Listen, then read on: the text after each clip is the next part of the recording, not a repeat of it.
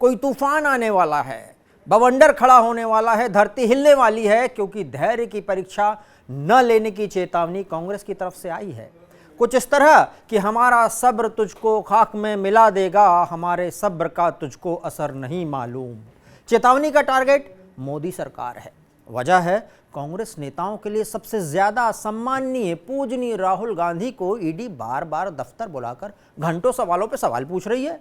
पूछताछ तीसरे दिन भी चली। यह अलग बात है कि घंटों की पूछताछ पर ईडी के सूत्रों ने बताया कि पूछताछ का करीब करीब आधा वक्त तो राहुल गांधी अपने बयान को लिखने, दोबारा सुधारने, फिर लिखने सुधारने में बिता रहे हैं। ठीक वैसे ही जैसे जगजीत सिंह गजल में कह के गए, कुछ और भी हो गया नुमाया, मैं अपना लिखा मिटा रहा था, वो खत के पुर्जे उड़ा रहा था, हवाओं का रुख बता रहा था। नुमाया का मतलब गुप्त बात का प्रकट हो जाना होता है। जगजीत सिंह जी को नमस्कार, नमन है उनको। आगे बढ़ते हैं। ये सूत्र भी बड़े चालाक होते हैं, इज्जत का फलूदा बनाने वाली बात पहले बता देते हैं। भारतीय पत्रकारिता में सूत्रों का बड़ा महत्व है, इस पर कभी और डिटेल में बात करेंगे। अभी फोकस कांग्रेस के धैर्य पर, जो बस टूटने वाला है। धैर्य का मटका इतना भर गया है कि छलक रहा है। ये देखिए, कांग्रेस नेता कार्यकर्ताओं दोनों का धैर्य रोड पर गिर गिर कर जा रहा है, फोर्स उठाने की कोशिश कर रही है। ईडी की पूछताछ के तीसरे दिन कांग्रेस की रणनीति बदली हुई सी थी। महिला मोर्चा को काम पर लगाया गया था। हम भारतीयों की यह पुरानी आदत है कि जब भी मुसीबत में होते हैं, माँ या बहन को आगे कर कर उनके पीछे खड़े हो जाते हैं, और माँ बहनें कभी निराश नहीं करती। राहुल को बचाने के लिए दिल्ली की सड़कों पर विरोध प्रदर्शन कर रही थी महिला ब्रिगेड, फोर्स से भिड़ रही थी। ओरिजिनल रणनीति तो ये बनी थी कि कांग्रेस के मुख्यालय से ईडी के दफ्तर तक राहुल और बाकी नेता पैदल जाएंगे, पर फोर्स मुख्यालय में आ गई। गेट पर ही नेताओं को रोक लिया, अंदर धकेल दिया। बहुत से तो अंदर ही रह गए। उनकी प्रदर्शनकारी अंतरात्मा अपना जलवा दिखाने को बेताब हो रही थी कि हाय, पुलिस वालों ने मौका छीन लिया। दुख तो तब हुआ जब साथ के बाकी कुछ और नेता प्रदर्शन करने को सड़क पर थे। कांग्रेस नेताओं को लग रहा है कि यही मौका है टिकट पक्का करने का। यहाँ पर पिटने, चोट खाने, बवाल करने की फोटो इतनी महत्वपूर्ण है कि इधर नेता गिरता है और उधर आलाकमान और फैंस की नज़र में नेता, उसका कद बढ़ जाता है। कांग्रेस के राज्य वाले मुख्यमंत्री भी अपना प्रदर्शन दिखाने में सबसे आगे थे। भूपेश बघेल पर तो पुष्पा फिल्म का असर भी था। कहा झुकेंगे नहीं। तीसरे दिन लगातार पेशी, कांग्रेस को कोई आशंका है क्या? कोई आशंका नहीं है, इसकी नीयत पे हमको शक नहीं है। हमको जानकारी है क्या करेंगे, लेकिन हम कोई डरने वाले नहीं हैं। ये लड़ाई जनता तक ले जाएंगे। हम झुकेंगे नहीं, डरेंगे नहीं। बघेल यहीं नहीं रुके।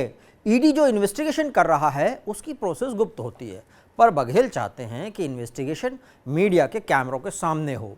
कांग्रेस नेता अधीर रंजन गुस्से में थे। उनके गुस्से में एक पॉइंट ये भी था कि पुलिस वाले थाने में ले जा रहे हैं, पर चाय पानी का भी नहीं पूछ रहे।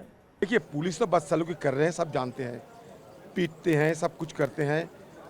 परसों दिन तो मैंने खुद थाने में थे, न थाने की तरफ से न एक गिलास पानी न एक कप चाय भी दिए गए थे।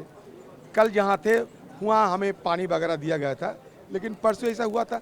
और ये देखिए, खाने पीने की बात नहीं, ये सम्मान की बात है, बेइज्जती की बात होते हैं। बताइए कितना गलत सलूक किया पुलिस ने। चाय का नहीं पूछा। अगली बार पुलिस को नेताजी के सम्मान में चाय के साथ पकोड़े भी दिए जाने चाहिए।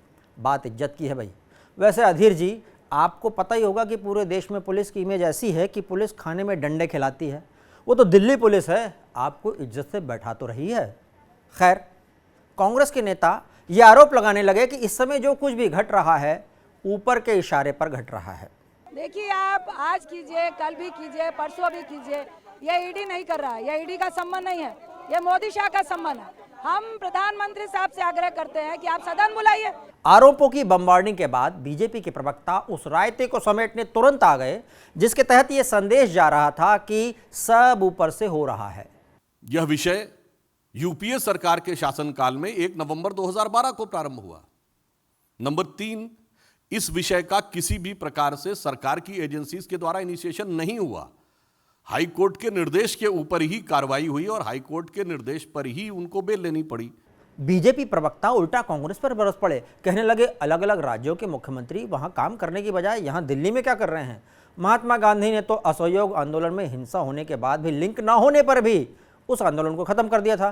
पर यहाँ कांग्रेस हिंसा की आड़ में अपना भ्रष्टाचार छुपाना चाह रही है। जिस प्रकार की हरकतें विगत 3 दिनों से दिखाई पड़ रही हैं और हिंसा की आड़ लेकर भ्रष्टाचार को छुपाने का प्रयास हो रहा है, तो कितनी लघुता, कितना छोटापन नेतृत्व का दिखाई पड़ रहा है। तो पक्ष विपक्ष की राजनीति के रंग आप देख रहे हैं, धुआंधार मुंह जबानी भी और सड़क पर उतरकर पूछताछ को सड़क पर बनाना भी देख रहे हैं।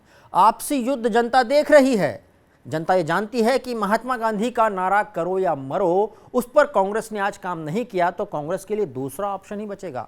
इसलिए अपना अस्तित्व बचाने के लिए कांग्रेस गांधी परिवार के सदस्य की ईडी की पूछताछ को प्रदर्शन के रूप में रैली का रूप दे रही है। और बीजेपी के आरोप ये हैं कि ये केवल और केवल परिवार की पार्टी है कांग्रेस। इस पर कभी और बात करेंगे। एक शेर याद आ रहा है इस समय, इतने चेहरे लगे हैं चेहरों पर कि क्या हकीकत है और सियासत क्या। नमस्कार।